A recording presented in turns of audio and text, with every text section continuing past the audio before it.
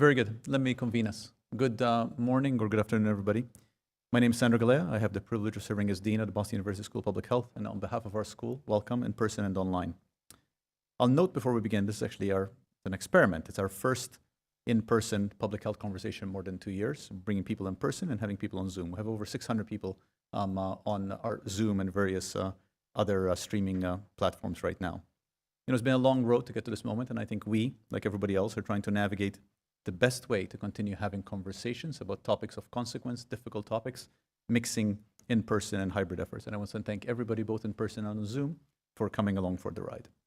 These public health conversations, we've always intended them to be spaces where we can come together as a community, and by community I mean the large C community, public health community, to debate, challenge each other, and engage with issues that matter most for the health of the public.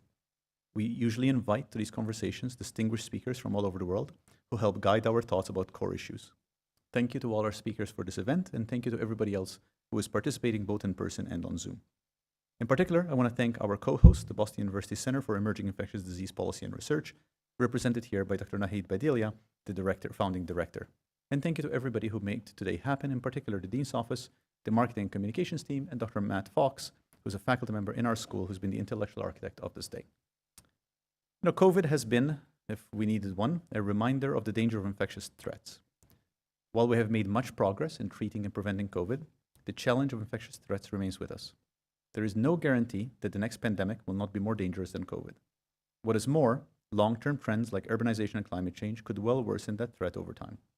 This makes it even more important that we apply the lessons of the COVID moment to shaping a healthier world, one that is no longer vulnerable to pandemics.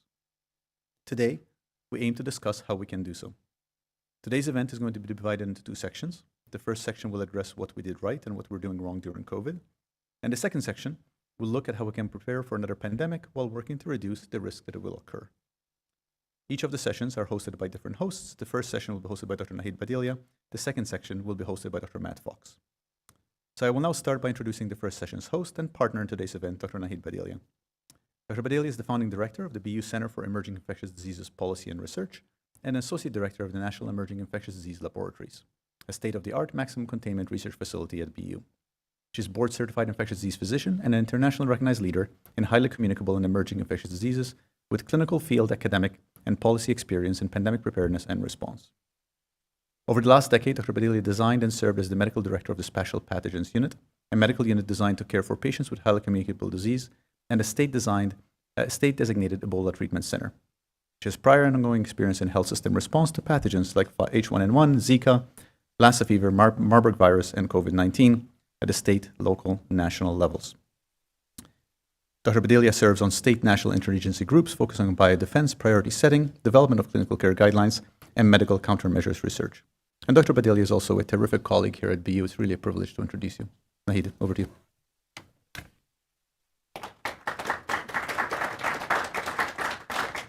Thank you, Dean Galea, for that kind introduction. Should also be said, I'm almost here 11 years now in a few months, which I wish I could say was as long as I've spent at an institution, but you'd be in competition with Tufts for that. So I want to, it is really my pleasure to moderate this morning's session, which is, what did we get right? What did we get wrong? But really the question is, what are we continuing to get right and what are we continuing to get wrong? Because the pandemic is not over. It's raging in many parts of the world. And here, where it seems a lull, the question is it a lull before a next surge? Or is it a new phase of the pandemic that we are still yet to experience? Just a quick note about the format of today's event before I turn over to the introductions. For those of you in the audience, if you have a question after each of our speakers have given their remarks, just raise your hands and wait until a mic has been passed to you to ask your questions. If you're part of the audience that's joining us remotely, just put in your question into the Zoom Q&A, and the staff here will ask that question on your behalf at the end of the remarks from the speakers. So let me introduce our speakers for this event, who come from a really multidisciplinary background. But truly, you know, if we were to talk about the lessons learned, the panel would be 3 times as large because the lessons learned were in every single aspect of our lives. Everything from the biomedical to public health to communications to community organizing, everything has changed. And what I ask the speakers today to do is that you will speak from your expertise. But I know that one of the things that many folks here would love to hear is speak to it as one of the humans that's gone through this. How did this affect your public as well as personal sphere, your professional sphere? I think all of the last 2 years has affected all of the way that we frame the rest of the world around us. So let me introduce the first of our speakers. First, we'll hear Professor Natalie Dean. Dr. Dean is an assistant professor in the Department of Biostatistics and Bioinformatics and in the Department of Epidemiology at Emory-Rollins School of Public Health. Her primary research area is infectious diseases epidemiology and study design, with a focus on developing innovative trial and observational study designs for evaluating vaccines during public health emergencies. And she previously worked on Ebola, Zika, dengue, chikungunya, and now COVID-19. Dr. Dean also has a fun fact. 2 of her Twitter illustrations actually made it into The Economist. So I'd take that honor. That's great. Then we'll turn to Dr. Angela Rasmussen. Dr. Rasmussen is a virologist at the Vaccine and Infectious Diseases Organization at the University of Saskatchewan. Her research focuses on the role of host response in viral pathogenesis, with a particular interest in emerging viruses that are or have the potential to become major threats to public health or global health, such as avian influenza, dengue virus, Ebola virus, MERS-CoV, as well as SARS-CoV-2. And Dr. Rasmussen's fun fact is that she was a Jeopardy candidate in 2016, I think you said? 15, that's right. And she has been in a Twitter feud with Elon Musk, which all of us have wanted to do at some point. Thirdly, we will hear from Dr. Maria Sundera. Dr. Sundera is an infectious diseases epidemiologist and associate research scientist in the Center of Clinical Epidemiology and Population Health at the Marshall Clinic Research Institute. Her research focuses on respiratory viruses and the vaccines that prevent them, as well as the vaccine promotion and policy. More recently, her research showed that COVID-19 testing inequities had the potential to create bias in COVID-19 vaccine effectiveness estimates. So Dr. Sundera was in a podcast that said, "This podcast will kill you. So you should take a listen. I promise it won't kill you." Finally, we'll hear from Dr. Rajiv Venkaya. Dr. Venkaya is the CEO of Arium Therapeutics, a venture-backed company developing therapeutics against SARS-CoV-2 and other viruses with pandemic potential. He was the president of the Global Vaccine Business Unit at Takeda Pharmaceutical Companies, a position that he held until February 2022, so just a couple months ago, where he led a vertically integrated business developing vaccines for dengue and Zika. Prior to joining Takeda, he was a special assistant to the president for biodefense at the White House. In this capacity, he oversaw U.S. preparedness for bioterrorism and biological threats and was responsible for development and implementation of the national strategy for pandemic influenza. The floor is yours, Dr. Dean.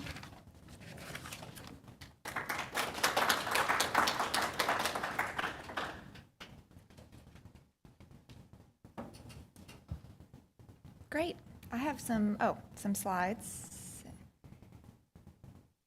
How do I advance them? The big green button. The big green button. Okay, great. Okay, great. Sorry. Okay, hi everyone. How do I go back? Hi everyone. I'm really pleased to be here. So I'm actually a BU alum and born and raised in Massachusetts, and it's always wonderful to come home and particularly to be with this really great group of speakers. So today we were asked to talk about what did we get right and what did we get wrong. Obviously a big question. I decided to narrow my focus a little bit into what I felt particularly comfortable with, which is talking about clinical trials and infrastructure for clinical research. And this is something we've been thinking about since Ebola. I worked on an Ebola vaccine trial, and since I've worked with the WHO's R&D Blueprint Initiative on their working group for clinical trial norms and standards. And so the structure for my talk today, I'm going to be talking about therapeutics and about vaccines, and I'm reflecting upon what did we get right, what went wrong, what went astray, what went right, and then where do some opportunities lie? So where is there's some potential for innovation? What are the interesting things that I think we should be paying attention to? And then I will provide some concluding thoughts. So where did things go wrong? I think to no one's surprise, I'm going to talk about hydroxychloroquine. Of course, that was a highly politicized issue, also got a lot of attention in the media, and maybe there were some bad faith actors, including in the scientific community. And so, but I'm not going to focus on that. I'm going to focus instead on the role of clinical research and clinical research infrastructure in leading to some of that confusion. And so the FDA did a review of the clinical trials and concluded that the vast majority of trials of therapeutics for COVID-19 were not designed to yield actionable information. A lot of that is that they were too small. They were not adequately powered to provide reliable inference. And not all of them were randomized. There were discrepancies in how they were defined and designed, made them difficult to compare. And in the context of a pandemic, many people wanted to contribute, and there were a lot of trials launched, but they were independent efforts. They were not as well coordinated, and many of them were too small. There was also duplication of effort, so there were people working on the same interventions in the same populations, but not coordinated there. And when you have a lot of small trials, you can get some false positives, some false negatives, and those conflicting results can contribute to confusion. I think in contrast, when we think about what went right, the large, simple platform trials are really a shining example of how to do this type of clinical research. And for those who aren't familiar with the platform trial, you have a set of treatments that you start out with, and their individuals are randomized, including some standard of care. And over time, you look and you can see what treatments are working, and they can become standard of care. What treatments are not working, they drop out of the trial, and you can add more intervention arms over time as they become available. And so you have this infrastructure that is really rolling along and can become an evidence generating powerhouse. So there were many platform trials. I'll just highlight the recovery trial as one clear example with over 40,000 participants randomized. And one of the things that made the recovery trial so successful is that they were able to leverage existing data streams. So about 100% of their primary and secondary outcome data come from their National Health Service data. So that really makes things, you're able to expand a lot more because you're reducing those data collection costs. And it's contributed both by providing definitive positive answers, like dexamethasone, some successes there, and then also negative results because the trial itself is so large that it can really kind of put to bed certain things and settle the dust there and allow the scientific community to shift their efforts to reprioritize other things. And so where do opportunities lie? So I think one of the key themes is the importance of large trials. But when we think about other patient populations, like maybe outpatients, I think there are some interesting opportunities in trials that are decentralized, where you can participate remotely. And so I flag, the Active 6 trial, where the eligibility is individuals with mild or moderate COVID, and you can sign up over the phone, and your participation is by the mail. And so you're mailed the study treatment, and then follow-up is done remotely, and that affects what types of things you can measure. I think when we think about flexibility for the future, for accessing different patient populations, that there are some interesting opportunities there. So the next topic is just about vaccines. And I want to say where things went astray, not necessarily wrong, but I am going to flag the Oxford AstraZeneca trials that were run in the UK, Brazil, and South Africa. And so these were separate trials so they were initiated separately, but then they realized that they would be better served in order to combine the trials in order to reach a conclusion faster. And so that main paper in The Lancet is actually 4 separate trials. And so because the decision occurred after the trials were launched, the trials had differences in their designs. They had different patient populations, different control groups, different age ranges. And the inconsistency in clinical trial designs led to some confusion. Among that also the differences in the dosing. And the result was just not as clean of a result that did cause some controversy.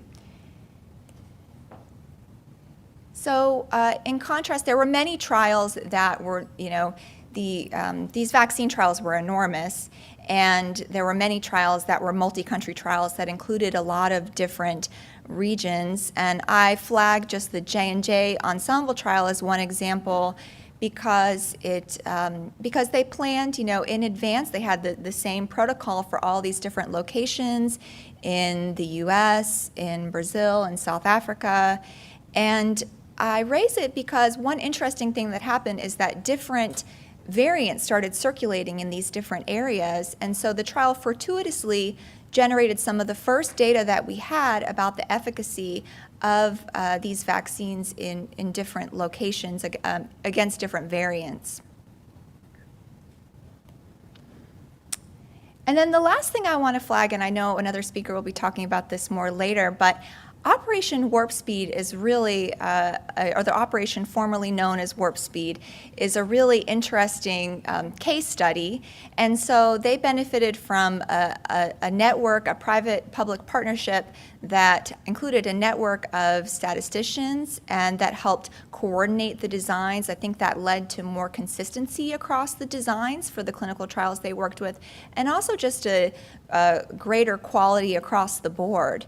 And they also had a shared trial oversight, so a single data safety monitoring board that allowed them to have some cross-trial knowledge. They see a safety signal in one trial, they're able to query the other trials, the other data sets. So there's some interesting commentary in the Journal of Infectious Diseases about this from the perspective of the DSMB, reflecting on what they've learned. And I've learned a lot. I think there's also a lot of questions about what parts of that really worked and what parts they want to change for the future. So I'll wrap up. So the central themes, I think what worked the best are really coordination and collaboration. And as we sort of reflect, I mean, what are the most effective ways to prioritize research efforts when there are so many sort of rushed and large, these big efforts, but how can we coordinate them in a way that is sort of maximally effective?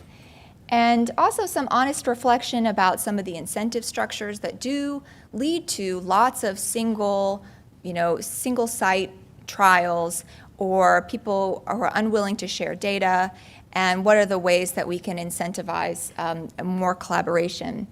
So in the face of this pandemic, despite many failures, there have obviously been enormous achievements in clinical research, and I think these signal a path forward for the future. So thank you so much for listening.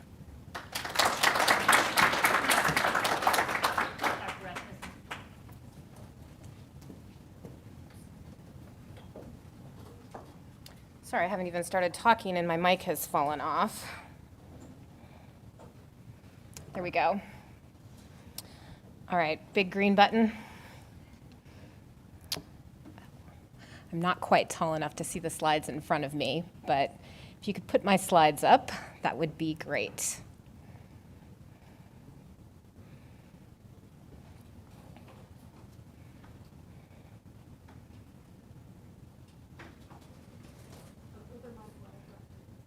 Sorry?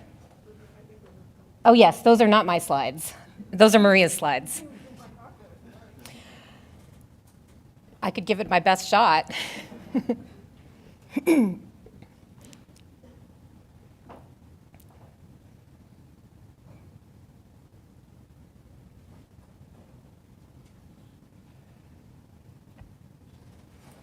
Perfect. Okay, oops. Getting ahead of myself. All right, so thank you so much for having me. Thank you so much, Nahid, for the kind introduction. I'm Angela Rasmussen. I am a virologist at VITO. I've also got all these other affiliations, including the Georgetown Center for Global Health Science and Security, as well as I'm the Pillar 2 lead for a network in Canada called the Coronavirus Variants Rapid Response Network.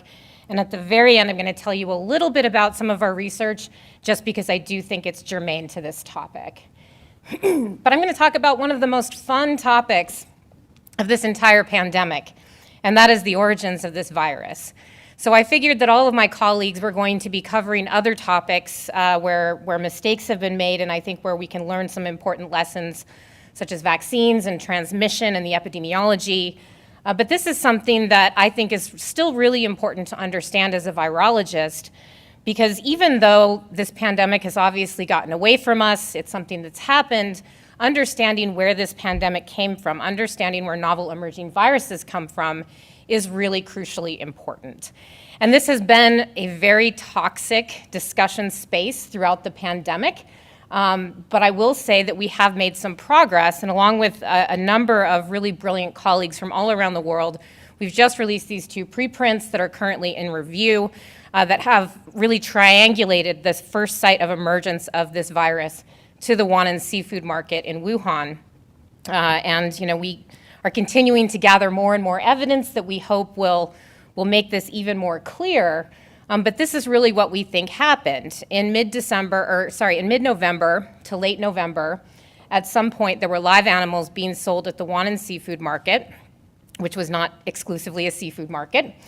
And at some point there was not one, but 2 separate zoonotic spillover events that resulted in the spread of SARS coronavirus 2 into humans, and then it continued to spread around the market.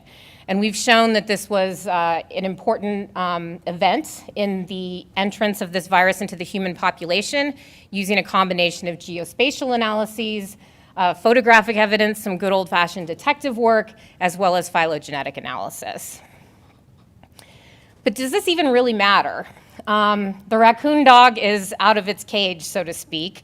The pandemic is out. We don't need to know about the origins to stop the pandemic. We certainly need to be working on vaccines and so forth, methods to stop transmission. Does it even really matter where this virus came from? And I would argue that it matters a lot, because it certainly may not have a bearing on the outcome of this pandemic, but it certainly could potentially prevent the next one if we have a better understanding of this. So this is really important to note, and I think that this is something that in origin discussions gets lost quite a bit, is that the responses to this virus emerging were delayed. And that's because initially when the virus emerged, nobody knew that there was a virus emerging. There was not a clear signal when the first spillover occurred that a new virus had gotten into a human, was beginning to spread. And we've seen this through multiple analyses. We've seen that in Wuhan, this was a review that me and some other colleagues wrote over the summer last year, that initially there were early cases in the vicinity of the Wannan market.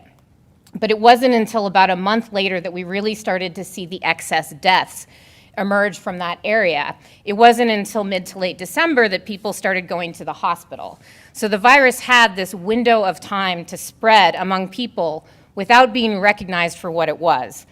And Michael Warby, my colleague, has since gone on using some really exceptional detective work to show that indeed this was the case with these early hospitalizations. Oops, I keep hitting the wrong button.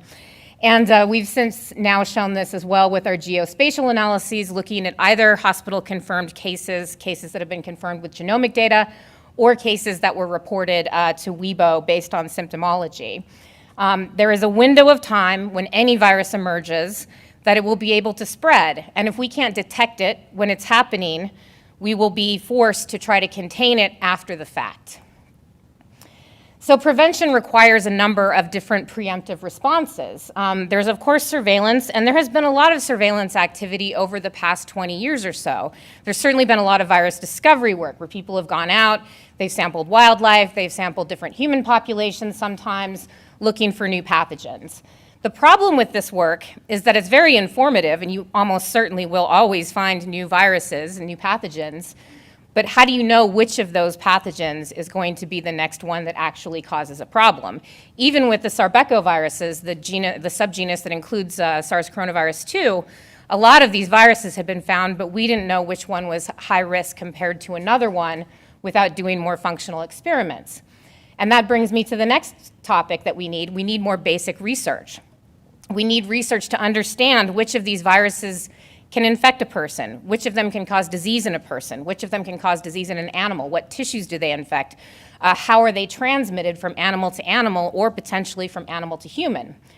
we also need that information to go on to develop countermeasures, such as pan-coronavirus vaccines or really pan-family vaccines. So coronaviruses certainly have caused this pandemic, but it's not necessarily a coronavirus that's going to cause the next one. Could be an orthomyxovirus like influenza, could be a henipavirus or paramyxovirus, could be an arenavirus. There's a whole bunch of different virus families out there that have potential as pandemic pathogens. And how can we know which ones to develop countermeasures against? So we really do need to be doing this basic research on all of these viruses that we're surveilling to know which of these we need to worry about in the future. And then finally, we really do need sustained investment, both in terms of interdisciplinary, multidisciplinary research, as well as policy to support this, and of course funding.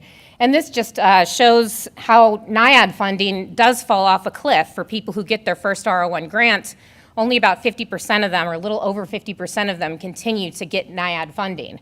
So this work really does need to be sustained, and we've seen this pattern of boom and bust funding for all of this type of research periodically. If you look at the coronaviruses, we've seen people work on SARS in early 2000s, people work on MERS in the early 2010s, and then people now are working on SARS-2, but we're already starting to see the money go away for that. This work really does need to be sustained. This is a long game. So now, just to finish up in completely self-interested part of the talk, I'm going to talk about what we are doing in CoVARNet to try to address some of this. We're really taking a multi-pronged approach where we're looking both at the impact of variants on host responses, because that's what I study. The other nice thing about looking at host responses is that the host is commonly what we're interested in.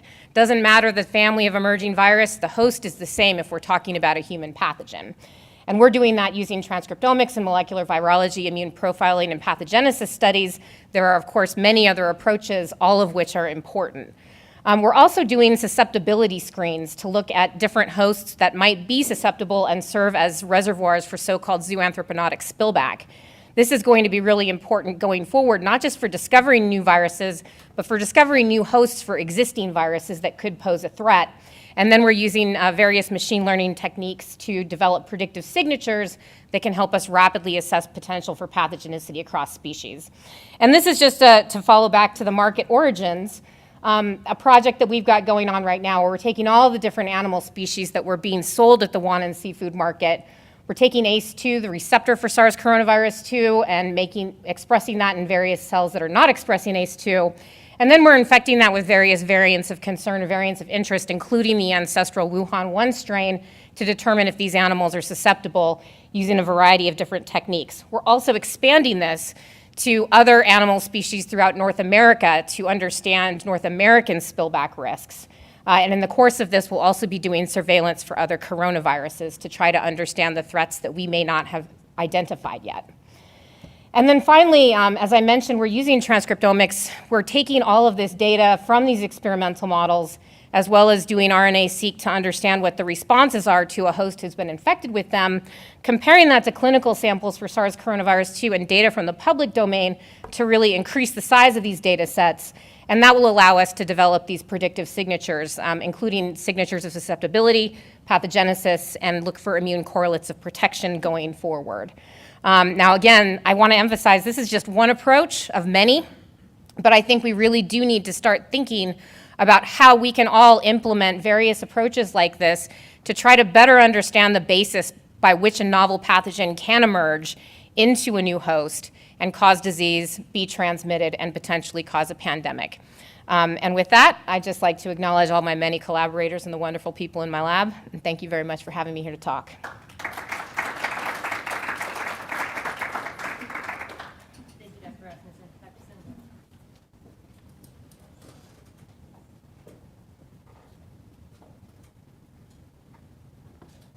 Can everyone hear me okay with the mask on? Is it hard to understand?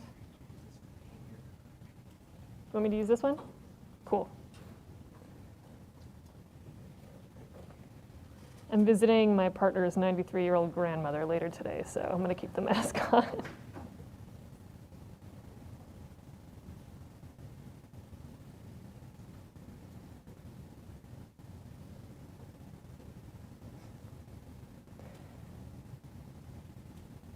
I know you guys can see it, but I can't yet. So, I was faced with a real challenge. I think when you ask an epidemiologist this type of question, you're going to get a really broad range of responses. The question about what we got right and what we got wrong really reminded me of this part of Breakfast of Champions by Kurt Vonnegut, which is kind of everything and nothing. I find this question very challenging to answer, and probably everyone else here does too. And so that, I think, means it's a really good question to try and answer, but it also means I could talk for 10 minutes and not say anything of real value. So I'm going to try really hard not to say at least one useful thing today. And one of the most annoying things about epidemiologists is that our answer is always, it depends. And just one time I wanted to answer a question definitively. So here you go. Some things we've definitely learned, definitely gotten right about COVID. Scientifically, I think on the whole as humans, farts are not a major vehicle of SARS-CoV-2 transmission. I don't know if y'all remember, but that was like a big thing in like April of 2020. Everyone was worried. Thankfully, we covered it. We crossed it off the list. It's also probably not worth our time to disinfect groceries anymore. And so those are kind of like two easy right things we got. I think it's easy to find the things we got wrong in retrospect. And it's just hard to imagine something that is in some ways unimaginable. So for some, and like only some of those things, I think I should give us a little bit of a break. One of the most prominent blind spots I think we had was the focus on influenza as the pandemic pathogen. This is a perspective from December of 2019 that focuses on influenza as the pandemic pathogen. And before COVID, I did a lot of flu work. I still do a lot of flu work. I was very on board the flu is the big one ship. And a good reason for this actually is that there was more research funding and infrastructure for flu than there was for coronaviruses at the time. And this is the WHO preparedness, pandemic preparedness, and it just kind of talks about how important flu is, how everyone should look over there, there's flu, don't look over here where there's coronaviruses. And other blind spots are fairly obvious in retrospect. I think we had an idea of a pandemic being maybe like a horror movie, and instead somehow the truth is both more mundane and more horrifying, and that was, I think, something that was very hard for us to imagine as well. So aside from these things, the waters get a little more murky. I think there's so many things we could theoretically have gotten right or wrong about pandemic preparedness. Am I still on? You guys still hear me? Cool. I've listed a few of them here, but of course it's not an exhaustive list. And it might be worth noting that almost all of these are topics that have been listed as goals for pandemic preparedness in the past, pre-COVID-19. And it's possible for us to go through each of these individual items and assess performance in quantitative and qualitative ways. And I think the real crux of the question for me is when we ask about what we've gotten right about COVID-19, and I think this is something that probably the other speakers today have also struggled with, is that the answer is simply not enough. So I do think we've learned quite an incredible amount over the past 2 years, and it's my opinion that what we've learned and what we've gotten right is largely a function of where we spend our time and money. And what we've historically valued in research. So we've learned about the biological and virological underpinnings of this pathogen. We've learned about our immune response to it. We've developed vaccines in record time, which is an incredible accomplishment. But unfortunately, I really still feel like this not enough sentiment comes through very strongly. And some of this has to do with the fact that it wasn't really about getting the right answer, but it was about doing something that needed to be done. And some of that also had to do with the fact that some things we would rather not learn and we'd rather not know. And these are things about how women still bear the brunt of economic pressures and are less heard in the communication space, today notwithstanding. Things about structural racism that we are complicit in with existing public health infrastructure and existing research topics valued the way they are. And it's frustrating to see these lessons learned from previous pandemics forgotten.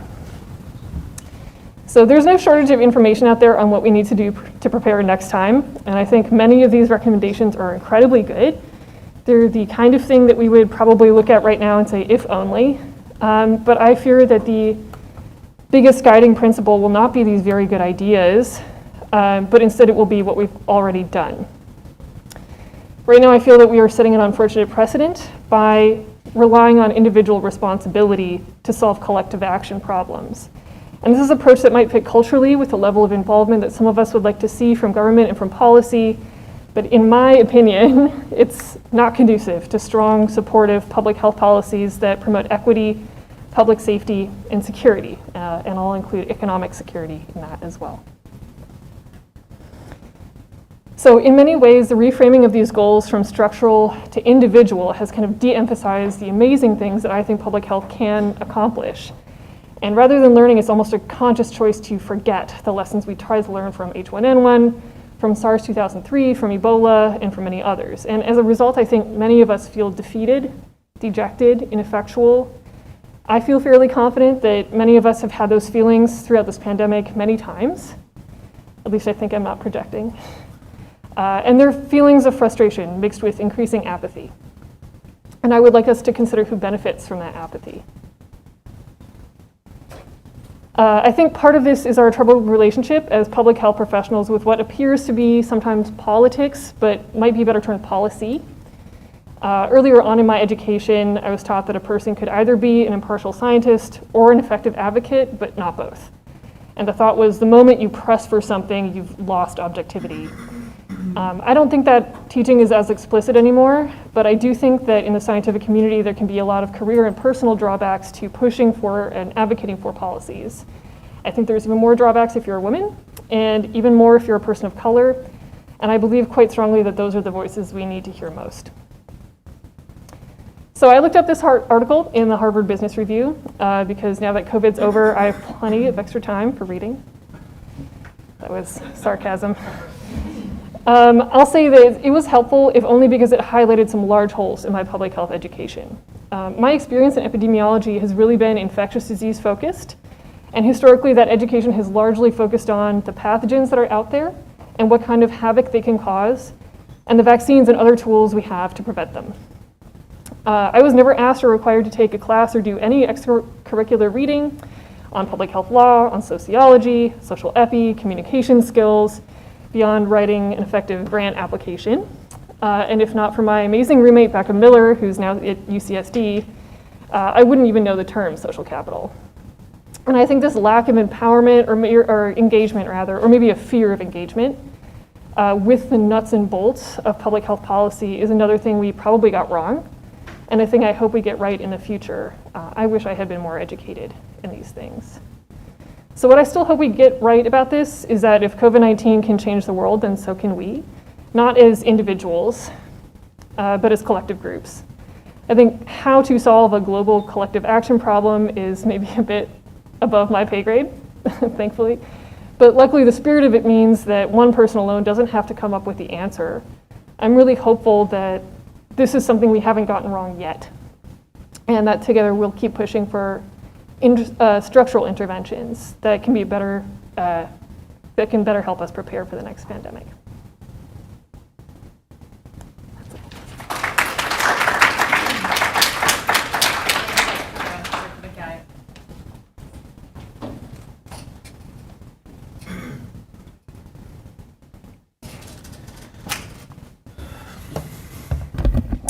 Thank you, Dean Galea, and thank you, Dr. Bedelia, for having me here.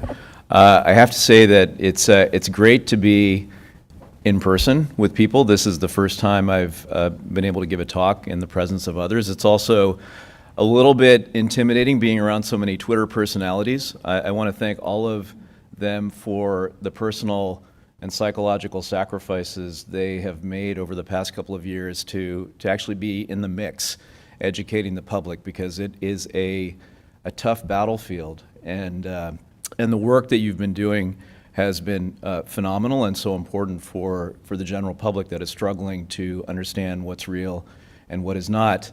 I also have to say that while Nahid, it's been great to get to know you, at least online. A tiny part of me wondered if you were a bot.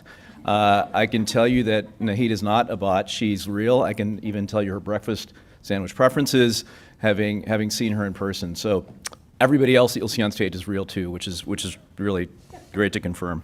So I have a lot that I could cover. Fortunately, I have other people that have spoken before me that have covered many of the bases.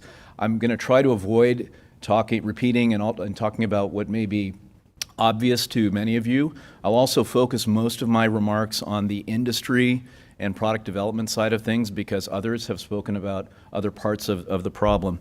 So in terms of what we have gotten right in my assessment, the obvious things I won't recap. The science behind vaccine development for this coronavirus was built upon the foundation of work done for SARS and MERS and other viruses.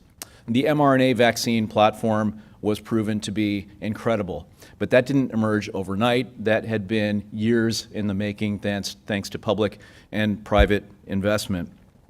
And the fact that public-private partnerships were so important in de-risking the activities around product development clearly played an important role in the successes that we saw. Now, what are the things that are less obvious? Natalie talked about Operation Warp Speed. No matter what somebody wants to change the name to, it will always be Operation Warp Speed that was incredibly successful. And one of the amazing things about Warp Speed and the recovery trial is that for the first time, you had governments and companies working together on master protocols and clinical trials that had multiple products being compared to common control arms or placebo arms or standard of care arms, which was a way to massively capitalize on the investments made, but also massively shorten timeframes to get data on safety and efficacy of these interventions. Another element of success was doing things in parallel. When we think about product development, we often think in terms of phase 1, 2, 3 in sequence. And I can tell you in industry, the investments that you make in later stage clinical trials, which are quite expensive, typically follow de-risking that happens earlier in investment. That's a smart way to deploy your capital.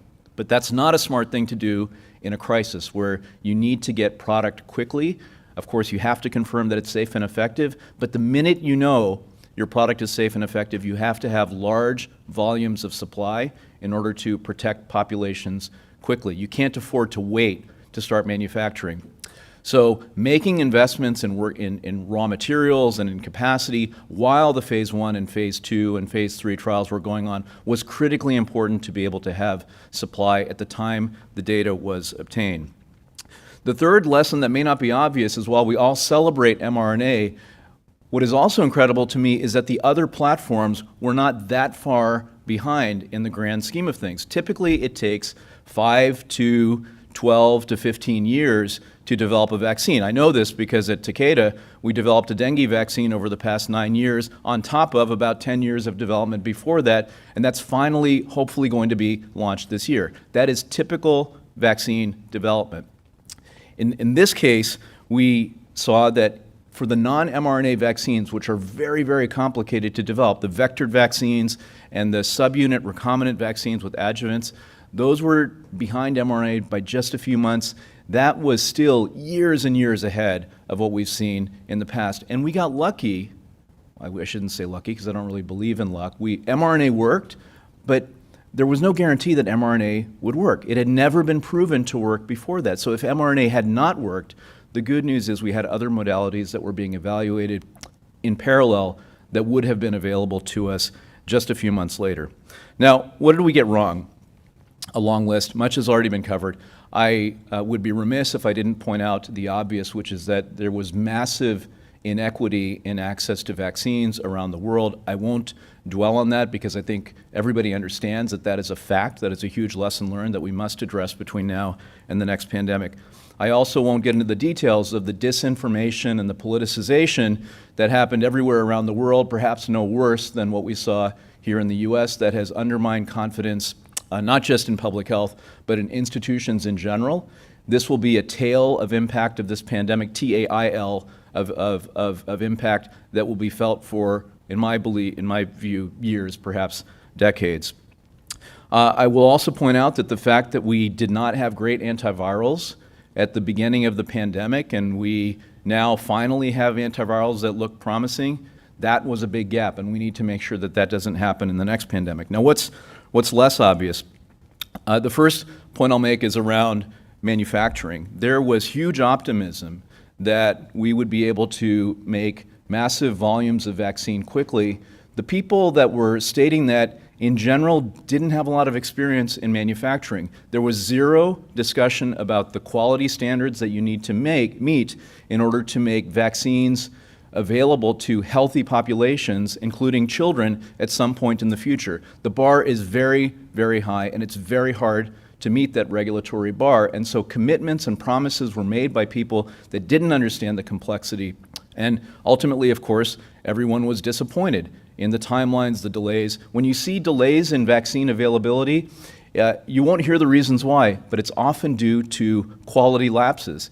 It's not that the companies are not good at doing what they're doing, it's just that this is super complicated. And it's inevitable that the most experienced vaccine developers and manufacturers will run into quality challenges. A second is that as we talk about the massive vaccine inequity around the world, we rarely, if ever, talked about the huge number of immunocompromised individuals around the world, between 5 to 10% of populations in some places, that have yet to accrue the benefit of vaccines. They're still unprotected. Now, I'm saying that in the interest of full disclosure. I'm now leading a company that is working to develop monoclonal antibodies with a priority to make them available to immunocompromised populations, to give them a hope of protection and a somewhat normal life. But this has not been discussed over the past couple of years. Once we had vaccines, many people declared victory and expected those who are still vulnerable to figure out how they're going to protect themselves. And that has been, frankly, a tragedy. I also think that at this point in the pandemic, we still don't have off-the-shelf protocols to be able to test policy, or evaluate policy choices and questions in real time. We still don't have to my knowledge, a protocol for the next pandemic to assess whether masks work, whether closing schools works, what's the best way to approach safety in schools. When the next pandemic happens, CDC and other agencies like it should have an operations research capability ready to go, so we're not 2 years into a pandemic and still wondering about the most basic elements of our public health response and whether they work. The final point I'll make around lessons learned is that it comes back to the vaccine inequity, and people point fingers at various places. Clearly, companies played a role here. Companies make decisions, but at the end of the day, who has the money determines where, in this case, vaccines go. And political leaders, unfortunately, did not make the hard choice to ensure that vaccines would be available to low and low middle-income countries in the same time frame they became available in high-income countries. And people don't like to talk about that, but the reality is that this falls to the leadership of the richest countries in the world. Now, the reality is that those leaders are put into position to protect their own populations. That's why they were voted into power. And frankly, I've been disappointed in the public discourse. There are a small number of individuals you'll see on places like Twitter that are talking about this inequity, but it's very rare, or at least it was a year and a half ago, to see a political leader talk about this issue before their own populations had access to vaccines in rich countries. And so that is going to be probably the thorniest issue that we need to tackle between now and the next pandemic. Let me close by touching on two concepts. There is this thinking in the military that you are often left preparing for the last battle you fought. And that is my fear coming out of this pandemic, that we will think that SARS-CoV-2 was the worst virus we could face in terms of lethality or transmissibility, and that's what we will prepare for. There is a lot of room for a virus to be much more virulent, create much more severe disease, to be much more lethal, to be much more transmissible. We know that. We've seen that as variants have emerged. But I'll also reflect on the 1918 pandemic, where we had a W-shaped curve in mortality. We saw very young children die unexpectedly of that H1N1 virus, influenza virus, and we saw people in their 20s and 30s die disproportionately. We call that a W-shaped curve. We did not see a W-shaped curve in this pandemic, and that has allowed society to largely ignore the impact of the pandemic.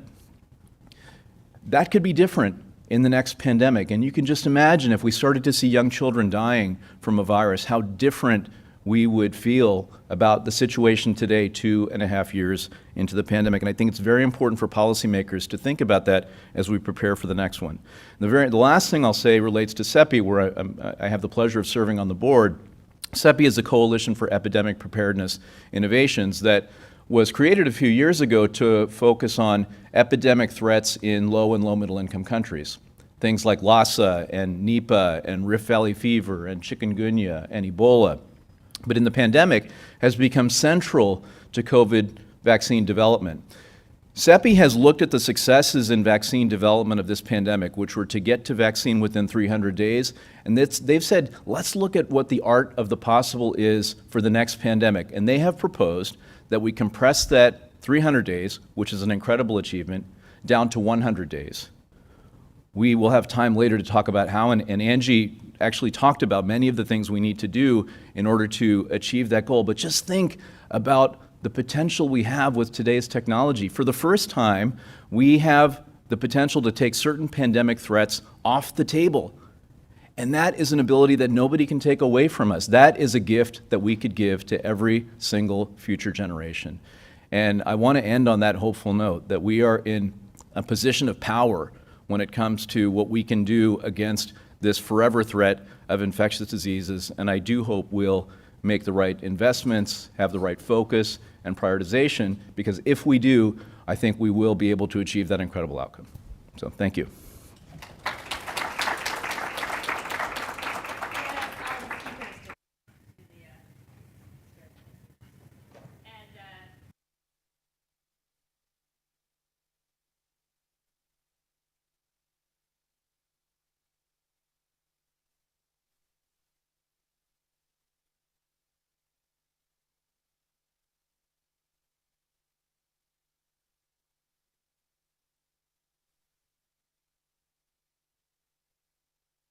Can we get another round of applause for our speakers?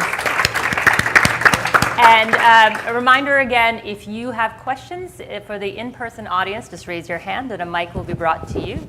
And we'll be keeping an eye for questions coming in from online on Zoom as well. So I will take the moderator's initiative here and just ask the question that I think some of you have talked about, which is, what does global scientific collaboration look like after this pandemic? What do you want to see? And I think you talked about trials, Natalie. You talked about, Angie talking about surveillance and the ability to share those findings. You talked about manufacturing and ensuring that there is that. What does that look like? What would you like to see? Any of you? Well, maybe I'll start. Yeah. And I will just say that this gathering today is kind of emblematic of what I'd like to see. Today I met a lot of people who I knew and feel like I know, and in some cases have worked with and collaborated with, who I've never actually met. And one thing that is good about this pandemic, at least for me, is that I have met people way outside of the field of virology, but in adjacent fields like epidemiology and global health and vaccine development that are really essential to me doing a good job as a virologist. And so at the most basic level, I think global collaboration really does need to look like this. It needs to be truly multidisciplinary, and by that I don't mean, for your grant, you're writing that, we have a DNA virologist as well as an RNA virologist, as well as a host response focused virologist. But we have people from all around the scientific spectrum, including people from industry, including people who are policymakers, including people who are anthropological or sociological behavioral experts. We really do need to move forward as a larger global health community rather than remaining siloed in our individual fields. And I do think that is something that maybe has sort of been done during this pandemic a little bit better than it had been done in the past. So I hope that continues. Great. Anything to add to that? I can add just the importance of building out networks, in advance, and a lot of the successes have come from these networks that have been able to be leveraged, and the importance of having things prepared, people who have these relationships together and are used to collaborating and sharing data and you know, the networks that we build in sort of peacetime and maybe use for other things, so that they continue to have that value. But I think, yeah, what are the networks that we have that can be sort of leap into action the fastest? I do think on the scientific collaboration side, the preparation for the next pandemic that involves R&D against the families of viruses beyond coronaviruses and influenza viruses that Angie referenced needs to be a collaboration between groups like CEPI and NIH BARDA in the US. There's a new BARDA-like entity being created in Europe. There's one in Japan that's being stood up, and it would not make any sense to duplicate efforts. Hopefully we will divide the R&D pie. The other dimension to this is distributed manufacturing, so that particularly the African region can be self-sufficient in producing high-quality vaccines during an emergency. But of course that requires the creation of an ecosystem that's in its early life cycle, and that'll take some time. But if you don't start now, it's just going to take that much longer to develop. But I think creating that now will allow self-determination by countries that has not existed in this pandemic. Anything to add, Maria?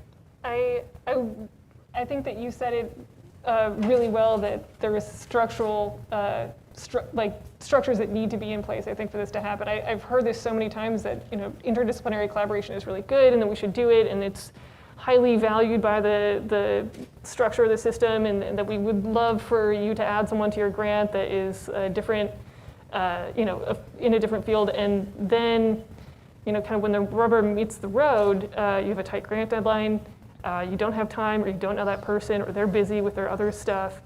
And you know, it also kind of systematically is undervalued, and I think there is actually a gendered component to that as well. And so I really like the emphasis that, like, not only do we need to focus on that, but we need to, like, find the structures that support that, including public-private partnerships, and make sure that we continue to invest in them, just as Angie said. Do we have any in-person questions? Questions for the first couple of speakers. One is, considering there is only 3 labs in the world that study corona-type viruses, one of which is around DC, one in Novosibirsk, and one in Wuhan, do you find it an incredible coincidence that it originated in Wuhan? And the second question I have for the first speaker is, since collaboration is a bit difficult, I'm wondering if you're aware of or have any reason to think why are we not using the blockchain so researchers can publish their research there, and it would not be questioned who did it, when they did it, since it's immutable, and yet it could be shared by everybody. So I can address the first question. That's actually not completely correct. There are many more labs beyond just those 3 labs that have been working on coronaviruses. And this really started after the original outbreak of SARS coronavirus in the early 2000s. As I mentioned during my talk, there was a huge influx of funding for coronavirus research in 2003. And so there were many labs in the United States. There are labs in Canada, including the one that I work at now, and labs throughout Europe that were also working on those bat coronaviruses. There are also multiple labs in China and several labs in Japan and in Korea, as well as in Taiwan. There's labs throughout the world that are working on coronaviruses. So in that sense, no, I don't actually feel that it's a huge coincidence that SARS coronavirus 2 emerged in Wuhan. I think that, you know, given Wuhan is one of China's, I think it's the 11th biggest city in China, we would have maybe said the same thing if it had emerged in Beijing, because there's a laboratory that works on, there are actually multiple laboratories that work on coronaviruses there. I think that this virus is going to emerge. Viruses like this are going to emerge when certain conditions are met. And our work has shown that a lot of these conditions were in place. So when the original SARS coronavirus outbreak occurred in 2003, that was linked to live animal trading. That was linked to the wildlife trade. And we have seen since then that actually multiple sarbecoviruses have been discovered in multiple species throughout East and Southeast Asia. So it's also something that's not completely limited to China.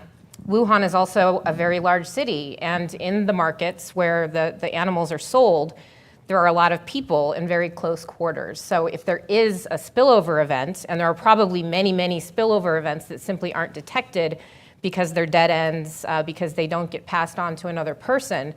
But if you were in a large city like Wuhan, in an environment like a live animal market, you are going to have a lot of people interacting frequently with those animals and then interacting with each other. And that's exactly what our geospatial analysis shows, as well as the environmental sampling data, that it wasn't a coincidence in the sense that it was near the Wuhan Institute of Virology or the Wuhan CDC. It was absolutely not a coincidence that it occurred at the Wuhan market. So I think that it is really important to understand that this risk is everywhere. There are novel emerging viruses, and we, in some ways, got lucky that this was SARS coronavirus 2 and not something like Nipah that was highly transmissible from person to person. And that could emerge in China too. That could emerge in the United States. That could emerge in Southeast Asia. We don't know the full breadth of all of these viruses that are circulating in nature. And that is something that we do need to figure out so that we can really understand, where the next pathogen might come from, and also so that we can not worry about speculating as to whether or not it's a coincidence or not. There are certainly things that we can do to make our activities less risky, and that's not necessarily doing less virology research. That's figuring out ways that we can interact with animals, with each other more safely. And I'll let Natalie take the next question. Oh, yeah. So I'm not so familiar with the blockchain, but I will say, one thing we've seen is just the extraordinary value of data curation and data organization, and just thinking about academic products as not just being scientific discoveries, but also the real incredible work that people do to innovate in the space of just maintaining and sharing and organizing data. So I think there's a lot of research into sort of the research itself that can be recognized. So that's interesting though, right? Because after the 2013-2016 Ebola virus disease epidemic, there was this question of how do we share data very quickly? How do we share research very quickly?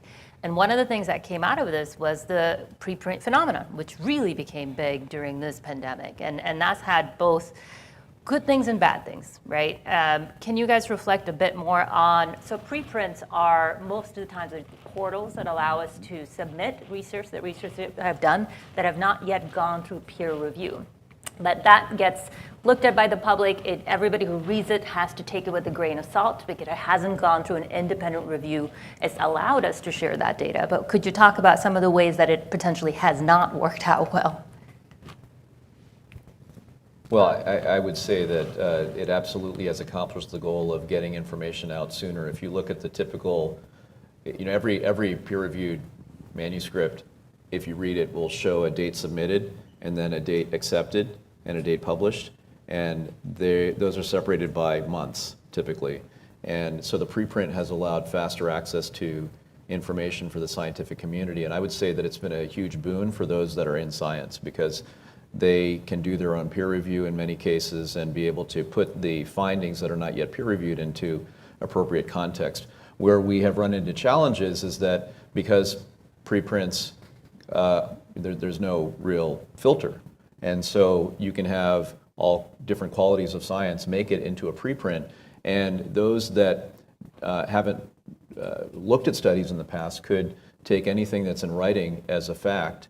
And we've seen in some cases in report on this in the media. Now, one thing that's been gratifying is to see some of the amazing science journalism that has come up during this pandemic. And I think that the great scientific journalists that are out there are able to fact check and talk to experts about how they see a preprint before it actually has gone through peer review. And they will also use good judgment in what they report on. So I think that we have to be careful about throwing the whole thing out because there are a few bad things that happen, but I do think we also have a collective responsibility to to try to help the public interpret what they are seeing on a preprint server like bioRxiv or medRxiv. Great. We have another in-person question here. First of all, thank you. It's really extraordinary to sit here listening to all of you, learning from all of you at this point in the pandemic, so thank you. I was wondering if I can ask, as I'm trying to organize my thoughts about this all the time, which I feel like I've been trying to do for the past 2 years, it seems to me like there are useful buckets. There's technical challenges and human challenges. Now, obviously, all technical are also human, but leaving that aside. And one of the biggest human challenges, of course, is this issue which one of you raised explicitly, the rest of you raised implicitly, about individual responsibility, collective responsibility. And I was wondering if I could actually hear your thoughts about how we can think about that, let's say, between the extremes. Let's call them Shanghai lockdown versus Texas, right? We're really, like we've had across the globe, the extremes of how we've been trying to wrestle with that collectively. And I'm just wondering where you're all at in that. Like, where do we want to be at in terms of respecting individual autonomy, recognizing that different people have different tolerances for collective action, but also recognizing that there is a need for some collective action in order to protect all of us? Maria, I'll let you take that first. I'm so curious to know what everyone else on the panel has to say about this. I'm a little bit of a more pro collective action person, and maybe that's because of my personality or my Canadianness, or maybe it's because I'm a public health professional. But I think the points at which we've seen collective action problems not be addressed are points where people don't really have trust in participating in collective action. And I think that's also on us, at least partially, if not fully, as public health professionals. I think if we can demonstrate the value of public health to individual people, that is a reason to trust that public health has their best interests at heart. If we can demonstrate that we can get them tests for free, or we can get them vaccines easily and quickly, or if we can provide clear, consistent guidance, if we can be available to them for questions, those are kinds of things that do help increase trust, and I think humanize potentially a little bit the work that we're trying to do. And I think if it instead comes as this, well, we're asking you to do this thing, you don't have to do it, and we're not going to do anything else for you, good luck. You don't get paid sick leave, you don't get childcare. Also, we're going to maybe not cover some of your medical insurance costs. So, do your own risk tolerance and good luck. That's not a good way to develop trust in public health infrastructure. And so I feel a little bit that I'm doubling down on the importance of those structures, but I really am very curious to know what everyone else on the panel thinks about that. Yeah, anyone? Well, Dean Galea, I think it's a very important question. Collective action mindsets don't show up overnight. They are built upon societal behavior before the emergency happened. And if you look at the countries where public health measures were taken up more readily by populations, these are places where social protection is embedded into people's mindset. The idea that everybody deserves a safety net. And I have to say that in the US, we don't have a great track record in safety nets for the population. We don't have this ingrained notion of social protection where everyone should get a minimum standard of health care, for example. And so in that setting, when you have an existential threat like a pandemic virus emerge, we in the US, unfortunately, have this everyone is in it, needs to take care of themselves mindset, which I think can be a very positive in some respects, but there are huge downsides to it, which I think we are being forced to confront here. And I think that this is something that we really need to grapple with, the massive inequities that we saw and the impact of the pandemic here, which again are not just a function of the pandemic, they just happen to reflect the way we've been operating as a society in this country for decades.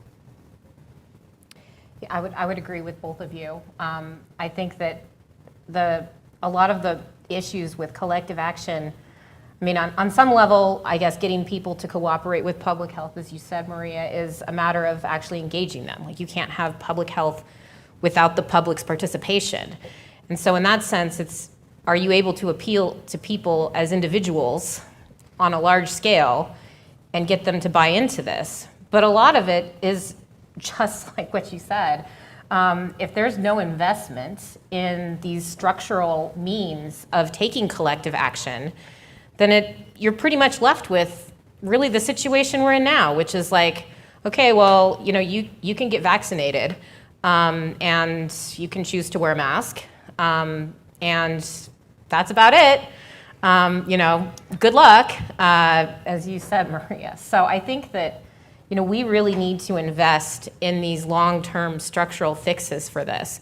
And some of that, in my own communication with people, I still have to explain to people what the central dogma of molecular biology is. That should be something that people are learning in school. There's not a lot of scientific literacy in the general population, even among very highly educated people. People are not comfortable necessarily talking about science, about viruses, about epidemiology, about medicine. There's definitely a real challenge when it comes to communicating with people. And then when the structures aren't in place to support that, it's completely understandable, especially with all the disinformation that's around, for people to not have any trust in the system whatsoever. And I think that makes collective action very, very difficult. What a great point. And I think it mirrors what you guys are all saying, which is that if there are fault lines before a pandemic, that's where our communities break, is along those fault lines when there is a crisis. And it's interestingly enough, a couple of our seed faculty are doing some research on frontline essential workers who are not healthcare workers and who continue to go out without a lot of the support that even potentially healthcare workers got within their space, and what that meant in terms of infection there.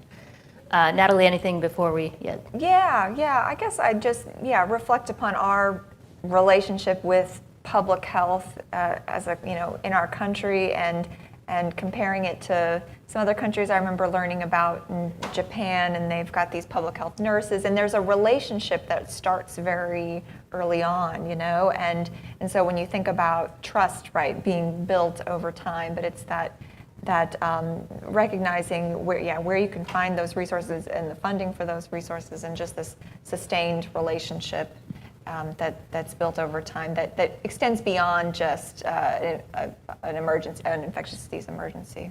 So, Thank you. Any other in-person questions? We have one here. While we're waiting for that, the trust is broken now. Where do we go from here? Where do we go from today to a point where we want to achieve before the next pandemic? Any thoughts before we take the question in the audience? I think we should just tell people to trust us again, and that's it. Just wait. I think that'll be fine. No, I think we had a trust deficit for a long time. And I would consider myself someone who does like a lot of vaccine epidemiology, and vaccine hesitancy has been an issue for a really long time. Not just like post Andrew Wakefield, it's been an issue since the smallpox vaccine. And so I think this is a good example of how the thing that would help us, I think, is investing in a structure that is not necessarily visible, and where the benefits and the ROI are not immediately obvious. It's just only in moments like this where we turn around and say, oh, it would have been really nice to have had that. Yeah, I'll just, so I'm a biostatistician. I work on infectious diseases, and so my training is like in likelihood ratio tests and things like that. So I know what I know, and I know what I don't know, and I know that there's an extraordinary need for more research and resources for this. The social sciences, and just the type of actual research that can investigate some of these questions on how to build trust and how disinformation is spread, and it's a whole area unto itself, and just making sure that whole research area is supported. Question here? Yep. Great, really enjoying this. I have a question about communication and communication strategy. So I agree that rapid communication is vitally important. And preprints have been around 50 to 80 years at this point. But Facebook hasn't, and Twitter hasn't. And when we have these debates out in the open where anyone can kind of contribute, I think that is a major factor in all of this hesitancy and disinformation, right? So my question is, what, if any, reforms should we be making in our communication strategy where we're still getting the information out, but maybe not as quickly, and allowing us to be more circumspect about what we're putting out there? Because if we're changing our opinions, with the wind, it may not inspire much confidence in the public. So I understand where you're coming from with that, and this is something I really think about all the time and struggle with. At the beginning of the pandemic in January 2020, I had like 250 Twitter followers. And as of this morning, I have 350,000. My audience has grown exponentially, and the way that I've communicated has changed because of all that. Matt and I were just talking about this morning. I have people who still, throw screenshots from January 2020 where I was telling people to get their flu shot because nCoV 2019, which is what we were calling it at the time, hadn't really caused any cases in the US yet. Now, this is the thing I think that's fundamental to understand about science, and this is where, when we were talking earlier about collective action and the need for increased science literacy, I think there's a fundamental misunderstanding among the public about how science works. That we actually don't say something and then it's set in stone and it's certain. We continue to gather evidence, we continue to develop hypotheses. Sometimes the evidence we gather falsifies those hypotheses, and then we have to make a new hypothesis and test that. We are not very good at communicating to people that when new information comes out, it may not be the final word on a subject, and it may not be scientific consensus. And I, certainly have loads of people on Twitter who like to remind me of all the times I've been wrong. I'm the first person to admit that I'm wrong, but actually that usually gets kind of ignored just in favor of reminding me that I've been wrong before. And I don't think that that means that we should withhold information until the science is settled, because there's a flip side to that too. For starters, people will have less trust because they think you're hiding information from them. During a pandemic, and especially when things are very uncertain, as new information emerges, it is really critical to get that out to the public if it's something that's going to influence public health policy, and especially rapid responses. And honestly, I wish this weren't the case, but social media is a source of information for policymakers as well. Mm-hmm. So I think what needs to happen are a couple different things. The social media companies themselves need to be better about keeping misinformation off their platforms. And disinformation, which is different than misinformation, but misinformation is when it's, unintentionally spread. Disinformation is when it's intentionally spread. And there are very sophisticated disinformation specialists who, spread all this information far and wide. There's the anti-vaccine movement is probably the best example of this. They are very, very good at what they do. And it's up to the social media platforms to make sure that the information that is being shared is reliable, and that people aren't taking that up and seeing what, may not be a consensus in the scientific community as that's what they think about it, and then they're spreading this disinformation to other people, and ultimately that can have really harmful results on public health, such as people deciding not to get vaccinated.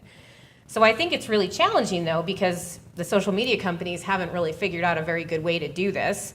They are not experts, and they, as far as I know anyways, haven't consulted the proper experts to help them vet this information, which is very difficult to do anyways, especially with things that are very uncertain. Scientists disagree with each other all the time, and that's also a normal part of the process. So I think that some of this could be solved just by helping people understand how the scientific process works, and that just because somebody was wrong about something or changed their mind about something doesn't mean that they're not good at their jobs, or that they shouldn't be trusted, or that they're a bad actor. That we need to help people understand that this is part of the normal part of the process, especially when it's a novel emerging pathogen that none of us know anything about. Yeah, and to that last point, and I think, Erica, you could probably share this, we had a really interesting webinar with Aspen, a panel with Aspen Institute in Science and Technology about exactly this, about why this disinformation, misinformation, pandemics or epidemics with emerging infectious diseases are particularly points of vulnerability, because it's a novel pathogen we're trying to learn about, and it's a crisis, so everything is moving fast. And that is what creates that space potentially for confusion and a space for malice, for actors who are behaving in bad faith as well. Can I have a time check before we take the next question? Okay, more questions in person, thank you.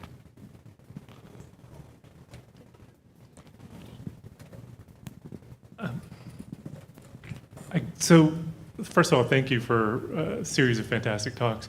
I'm curious, I want to go back to the point that you raised earlier, Rajiv, about the issue of the pandemic being bad, but not as bad as it could have been. And the idea that the pandemic that we ended up with was as bad as it was not bad enough. It was at a level such that there are people who don't trust public health, who could look at what was happening and say it wasn't that bad and we exaggerated things. And I just wanted to get the panel's thoughts on whether you think we are in some ways in a worse position thinking about the next epidemic because of the circumstances we were dealt in this pandemic, being something that a segment of the population could effectively close their eyes to, at least the feelings that they needed to engage in the collective action, and policymakers felt that they could therefore not engage in the kinds of actions that we needed. So I'm just curious the panel's thoughts. Well, I think the bar is not to convince every member of the public that the next pandemic could be worse. It's to ensure that leaders and policymakers understand that and make the necessary investments to be prepared for the case that is worse than what we face today. The role of leaders is to, and the reason they're put into power, is to prepare for the low probability, high consequence event, whether it be a hurricane or a pandemic. And it would be a huge mistake, and I think it's happening as we speak in the United States Congress, to say that we don't need to worry much about this, that we're kind of through this one, and we're actually not going to make, some people feel we don't need to make much investment to prepare for the next one. So they have that mindset. That's what really concerns me. It's not if I go to a coffee shop and talk to somebody and whether they are worrying that the next pandemic could be worse. That's okay. The average person should not have to worry about that. But they depend on their leaders that they put in office to do that. Just to add to that, I actually do think, I totally agree that SARS-CoV-2 was in many ways not as bad as it could have been, but it's also quite challenging for a number of reasons relating to the fact that it wasn't as bad as it could have been. It's harder to communicate about a disease that doesn't have a 100% fatality rate. It's harder to say, hey, it's really important that you get vaccinated and wear a mask and maybe stay home, even though you might have an asymptomatic infection that you never notice. Those kinds of things are really, really hard to communicate. And then, when we look at other pandemics that we've dealt with, H1N1 is a great example. We were very concerned. We attacked it with everything we had, and then people were like, "Oh, I thought this was going to be a lot worse. Why were you all panicking so much?" I think for epidemiologists, the question is frequently like, "What is it that we're not seeing?" So I think that the next one could very well be worse, more transmissible, more virulent, and that would change some things and make it different and make it difficult in a different way, if that makes sense. I think we had one more in-person question, and if not, we'll take some from Zoom as well. Hello, everyone. I just had a question about the distrust that you had this conversation. I know Dr. Rajiv spoke about this inequality between developed countries and developing countries regarding vaccine distribution and manufacturing.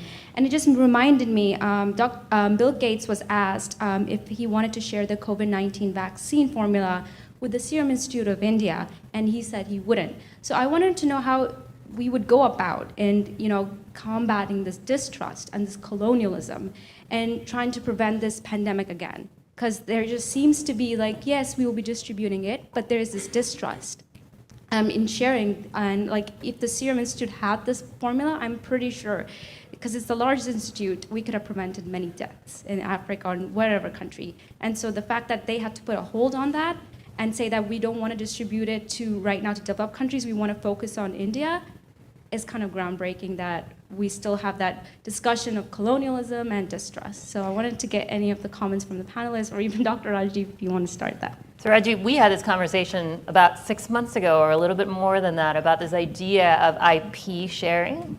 Maybe you want to touch on that a little bit, and which is what I think Shubhi's referring to as well.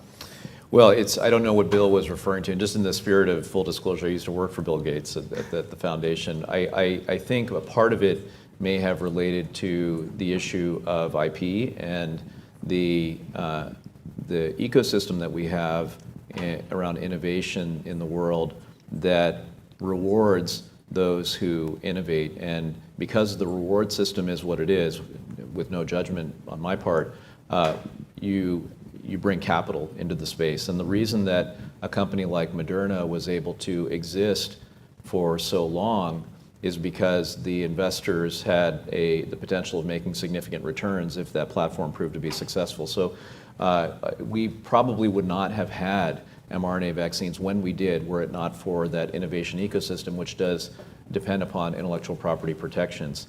I do think that it's critically important that we do the tech transfers, that we allow self-sufficiency in India, but more importantly in the African region for mRNA.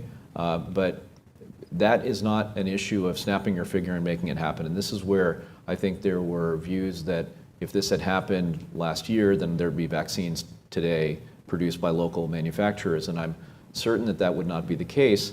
And actually what's more dangerous is that were that to be the case, chances are the quality would not have been at the same standard as the rest of the world. Not because there is not the capability of getting to those quality standards, it just takes experience. And that takes time to develop, whether you're in the US or somewhere else in the world. It's just a kind of a law of physics. You need some time doing things before you can do it reliably and reproducibly well.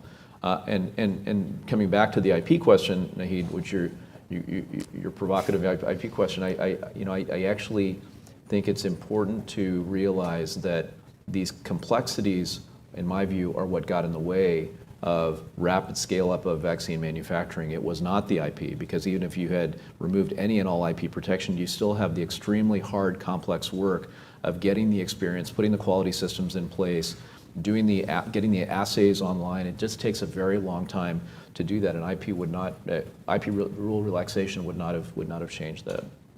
Completely agree, by the way, this what has been called a colonial mindset must go away. I'm pleased to say that there is a lot of momentum around this concept of developing regional manufacturing and distribution capability in the African region and elsewhere.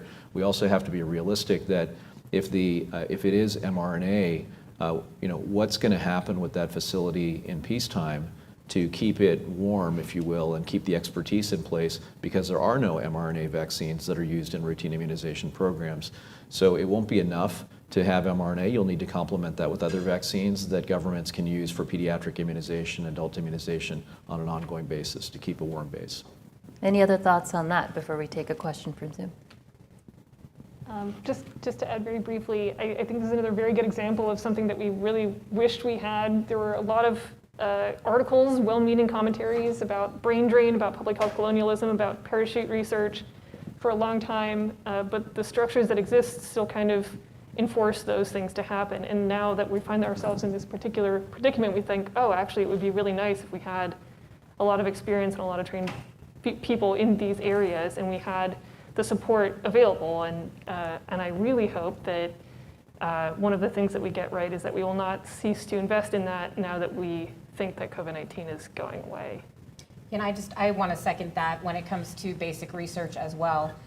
So there has been a real problem, especially with virus discovery work, with so-called parachute virology, where people are going into another country, working with the in-country scientists as long as they need to get their samples, and then taking those samples, going back to the US or Europe, and publishing Science, Nature, Cell papers without including their collaborators in country. We need to not only be including those collaborators, but we actually need to be building out infrastructure in the countries that we're doing this type of work in, so that our partners there can be true collaborators, so that they can lead their own research programs. And so they'll also have the infrastructure to actually do that research. And that means installing sequencers, training people how to use them, providing them with the computational power they need to do the analysis, making sure that all of the research is supported and not just the part where we go collect samples and then take it back to wherever. And so critical because Rajiv mentioned the 100-day mission was the G7 countries put together, which, by the way, for those who don't know, we can sort of expand on in a second. But the idea that we want to shrink this timeline, it can't be done if we don't democratize the science, if we don't increase the capacity. Are we at time? Do we have time for one Zoom question? Or yes? One last question. One last question. We'll take it from Zoom. Okay, great. This question asks, can challenges with COVID-19 vaccine acceptance negatively impact vaccination uptake for other diseases going forward?